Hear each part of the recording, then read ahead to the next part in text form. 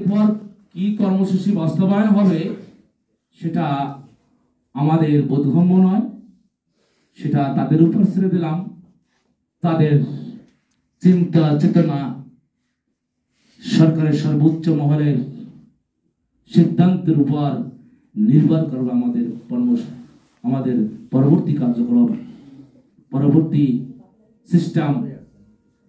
অতএব আজকে এই সাংবাদিক সম্মেলনে যে সমস্ত ভাই বন্ধুরা এসেছেন, আপনাদের মাধ্যমে সারা দেশের সমস্ত শিক্ষাবিদ, রাজনীতিবিদ, সমস্ত মিডিয়া, সমস্ত শিক্ষাবিদ, সমস্ত শিক্ষক ভাই বোনদের কাছে সাহায্য সহযোগিতা কামনা করছি।